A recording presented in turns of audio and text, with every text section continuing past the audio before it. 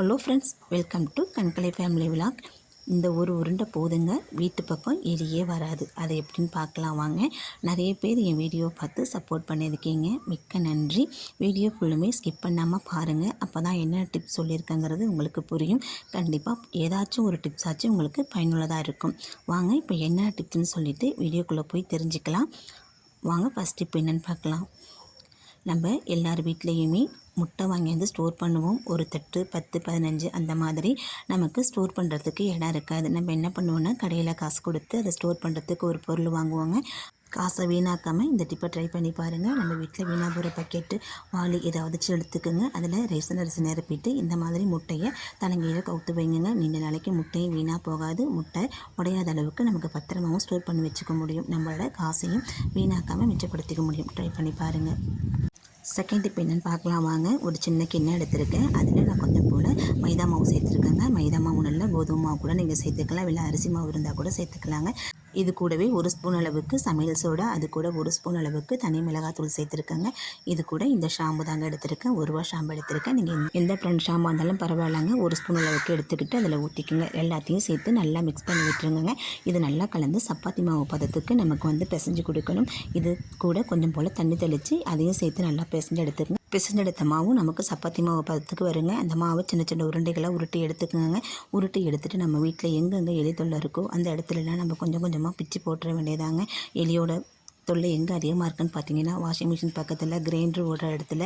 ஏன்னா அரிசி தூக்கல்கள்லாம் அங்கங்கே இருக்கலாமா, அதை சாப்பிட்றதுக்கு கண்டிப்பாக வரும். அது மாதிரி நம்ம வீட்டில் வேண்டான்னு தூக்கி போடுற பொருளை ஸ்டோர் பண்ணி வச்சுருப்போம் இல்லையா, அந்த பொருள் வச்சுருக்க இடத்துல ஈரமான பகுதிகளெலாம் எலி கண்டிப்பாக வருங்க. அந்த இடத்துலலாம் இது ஒரு உருண்டையை நம்ம வச்சு விட்டுட்டோம்னா இதை சாப்பிட்டுட்டு கண்டிப்பாக எலி வராதாங்க. இதில் இருக்கிற காரத்தன்மை, அதுக்கப்புறம் பேக்கிங் சோடா, இதெல்லாம் வந்து எலியோட வயிற்றுக்கு கண்டிப்பாக செட் ஆகாது. வயிறு உப்புசமாகி கண்டிப்பாக இறந்து போயிடுங்க. இல்லைனா வீட்டை விட்டு கண்டிப்பாக ஓடிடும். ட்ரை பண்ணி பாருங்கள். இதை இரவு நேரத்தில் பயன்படுத்துங்க. கண்டிப்பாக பயனுள்ளதாக இருக்கும். ட்ரை பண்ணி பார்த்துட்டு எப்படி இருந்துச்சுன்னு ஃபீட்பேக்கை என் கூட ஷேர் பண்ணுங்கள். வாங்க நெக்ஸ்ட் டிப் என்னென்னு பார்க்கலாம். நம்ம எல்லார் வீட்லேயுமே பல்காக பூண்டு வாங்கி ஸ்டோர் பண்ணுவாங்க. நம்ம அப்படியே வச்சுருவோம். அப்படியே வச்சுட்டிங்கனாக்கா அதில் வந்து சின்ன சின்ன பூஞ்சைகள்லாம் வந்து அடைஞ்சு மற்ற இருக்கிற பூண்டையை வீணாக்கிடுங்க. அந்த பூண்டு வாங்கிட்டு வந்தோடனே இந்த மாதிரி கையால் வச்சு அமுத்தி விட்டிங்கனாக்கா பூண்டு நடுப்பகுதியில் உடப்பட்டு எல்லா பூண்டுமே தனித்தனியாக நமக்கு வந்துடுங்க. அதை ஈஸியாக நம்மளாலும் பிரித்து எடுத்துட முடியும். அந்த மாதிரி பிரித்து எடுத்து நம்ம ஸ்டோர் பண்ணும்போது பூண்டு நமக்கு நீண்ட நாளைக்கு வருங்க. இதில் உள்ள தோலையும் தூக்கி போட்டுறாதீங்க. இதையும் நம்ம பயனுள்ளதாக நம்ம வச்சுக்கலாங்க. பூண்டில் ஒரு கருப்பு வீணாக போனது, அழுகி போனது இருந்தால் கூட நம்ம கண்டிப்பாக அதை எடுத்து எட்ட போட்டுருணுங்க. அப்படியே வச்சு ஸ்டோர் பண்ணோம்னா பக்கத்தில் இருக்கிற பூண்டையும் அதை வீணாக்கிடுங்க. இதில் உள்ள தூசப்பூரா இந்த மாதிரி பொறுக்கி எடுத்துகிட்டு ஒரு சோப்பு பேப்பரில் ஸ்டோர் பண்ணி வச்சுக்கோங்க. இது நமக்கு சமயத்துக்கு உதவும். எதற்கு உதவுங்கிறத இறுதியில் சொல்லியிருக்கிறேன். உரிச்செடுத்த பூண்டு எல்லாமே இந்த மாதிரி தனியாக ஒரு பாத்திரத்தில் இல்லை பிளாஸ்டிக் உடையில் போட்டு நம்ம ஸ்டோர் பண்ணி வச்சுக்கிட்டோமா பூண்டு நீண்ட நாளைக்கு வீணாக போகாமல் அப்படியே இருக்கும். கண்டிப்பாக பயனுள்ள டிப்பாக இருக்குன்னு ட்ரை பண்ணி பாருங்கள்.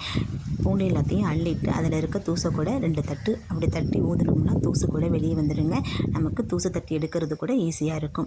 பாருங்கள், இப்படி வச்சுட்டு நம்ம புடைச்சோம்னாக்கா கண்டிப்பாக தூசு பூரா வெளியில் வந்துடும். உங்கள்கிட்ட முறம் இருந்தால் கூட வச்சு நீங்கள் புடைச்சி எடுத்துக்கோங்க. அவ்வளோதாங்க, எல்லா தூசையும் வெளியே வந்துடுச்சு. பூண்டை ஈஸியாக நம்ம உரிச்சு எடுத்து ஸ்டோர் பண்ணிட்டோம். இந்த மாதிரி வச்சு பாருங்கள். 6 மாதம் ஆனாலும் பூண்டு வீணாக போகாமல் அப்படியே இருக்கும். ட்ரை பண்ணி பாருங்கள். பிடிச்சிருந்தா ஒரு லைக் பண்ணுங்கள். வாங்க இப்போ நெக்ஸ்ட் இப்போ என்னென்னு பார்க்கலாங்க. நான் வந்து ஒரு தட்டு எடுத்திருக்கேன். அது மேலே ஒரு நியூஸ் பேப்பர் போட்டிருக்கேங்க. இது எதுக்குன்னு பார்க்குறீங்களா? இதுலேயும் ஒரு பொருள் நம்ம ஸ்டோர் பண்ணி தாங்க வைக்க போகிறோம். நம்ம கடையிலேருந்து வெங்காயம் பல்காக வாங்கிட்டு வருவோம். வாங்கிட்டு வந்துட்டு அப்படியே ஒரு கூடையில் போட்டு நம்ம வச்சுருவோங்க. அதில் இருக்கிற ஈரப்பதம் ஒன்று பட்டு நம்ம வெங்காயம் சீக்கிரம் அழுகி போகிறதுக்கு நிறைய வாய்ப்பு இருக்குங்க. அந்த மாதிரி இல்லாமல் இருக்கிறதுக்கு நம்ம எந்த கூடையில் ஸ்டோர் பண்ணுறோமோ அதில் இது போல் ஒரு நியூஸ் பேப்பரை பரத்தி விட்டுட்டு அது மேலே நீங்கள் வெங்காயத்தை போட்டு விட்டுட்டிங்கன்னா வெங்காயம் ஈரப்பதம் ஆகவும் ஆகாது.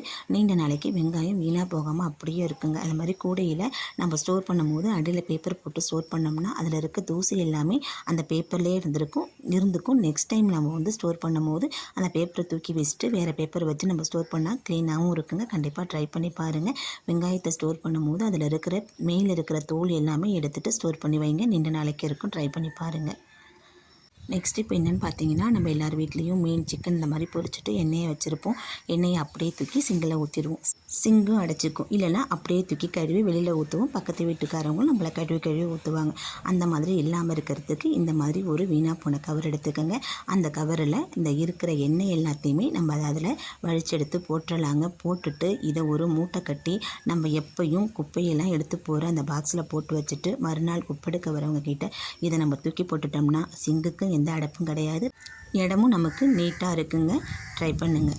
அடுத்து என்னென்னு பார்த்தீங்கன்னா, நம்ம இதை தூக்கி போட்டுட்டு அப்படியே என்ன பண்ணுவோம், அப்படியே சிங்கில் போட்டு அதை கழுவி எடுப்போம். கழுவி எடுக்கும்போது கையிலையும் இந்த நான்வெஜ் ஸ்மெல் வந்துக்கிட்டே இருக்கும்.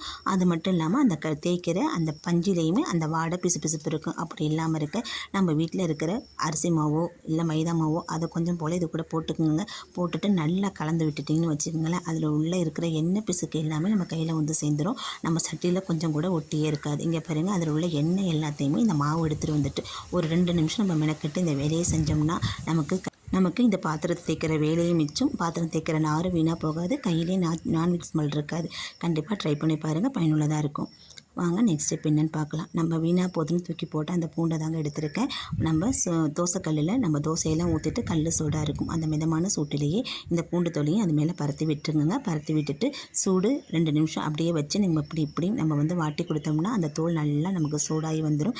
இதை ஒரு காட்டன் துணியில் எடுத்து மூட்டை கட்டி வச்சுக்கோங்க. மூட்டை கட்டி வச்சுட்டு தலையில் வச்சு படுக்கும்போது தலையில் நீர் கோத்திருந்தாலும் அந்த பிரச்சனைலேருந்து நமக்கு வந்து விடுதலை கிடைக்கும். அது மட்டும் இல்லாமல் தலையில் ஒத்தரங்கொத்து எடுக்கும்போது தலைவலியிலேருந்து நமக்கு கொஞ்சமாச்சும் ரிலீஃபாக இருக்க மாதிரி நமக்கு தோணுங்க. அது மட்டும் இல்லை, அங்கங்கே ஜாயிண்ட் வலிக்கிற அந்த மூட்டு வலிக்கு இதை வச்சு ஒத்தரம் கொடுக்கும்போது நமக்கு வலி நிவாரணம் கண்டிப்பாக இருக்கும். ட்ரை பண்ணி பாருங்கள். பூண்டு தோல் தானே நினச்சி தூக்கி போட்டுறாதீங்க. இது இந்த மாதிரியும் பயன்படுத்திக்கலாம். இயற்கையான கொசு விரட்டையாகவும் நம்ம பயன்படுத்திக்கலாங்க. தூபம் போடும்போது அதில் இந்த பூண்டு தோலை வச்சு நம்ம சாம்பிராணி பக்கம் காட்டினோம்னாக்கா கொசு தொல்லையும் இருக்காது, பயனுள்ளதாக இருக்கும். ட்ரை பண்ணி பாருங்கள்.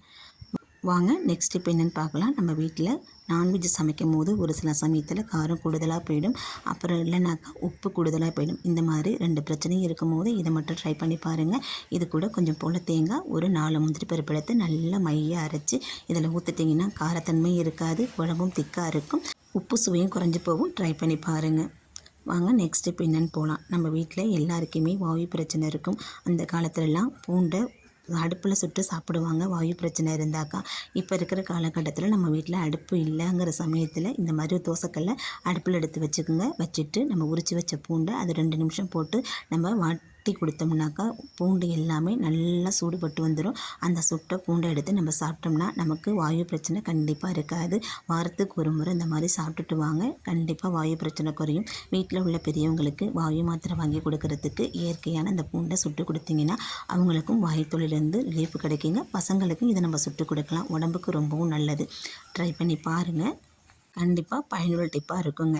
அவ்வளோதாங்க. நான் சொன்ன டிப்ஸ் எல்லாமே உங்களுக்கு பிடிச்சிருக்குன்னு நம்புகிறேன். ஏதாச்சும் ஒரு டிப்ஸாச்சும் உங்களுக்கு பயனுள்ளதாக இருக்குன்னு நம்பினீங்கன்னா என்னோடய சேனலுக்கு ஒரு லைக் கொடுங்க. இப்போ தான் என் வீடியோவை ஃபஸ்ட் டைம் பார்க்குறீங்கன்னா வீடியோவை சப்ஸ்கிரைப் பண்ணி வச்சுக்கோங்க. பக்கத்தில் இருக்கிற பெல் ஐக்கானை கிளிக் பண்ணிக்கோங்க. அப்போ தான் நான் போடுற வீடியோ எல்லாமே உங்களுக்கு நோட்டிஃபிகேஷனில் வரும். நீங்கள் கொடுக்குற லைக், ஷேர், கமெண்ட் இது எல்லாமே என்னுடைய வெற்றி பாதைக்கு வழிவகுக்குங்க. நீங்கள் கொடுக்குற சப்போர்ட்டு இன்னும் நல்ல புதிய தகவல்களை உங்கள்கிட்ட வந்து சேர்க்கறதுக்கு எனக்கு உறுதுணையாக இருக்கும். இது வரைக்கும் என்னுடைய வீடியோவை பொறுமையாக பார்த்ததுக்கு மிக்க நன்றி. அடுத்த வீடியோவில் சந்திப்போம். நன்றி, வணக்கம், வாழ்க வளமுடன்.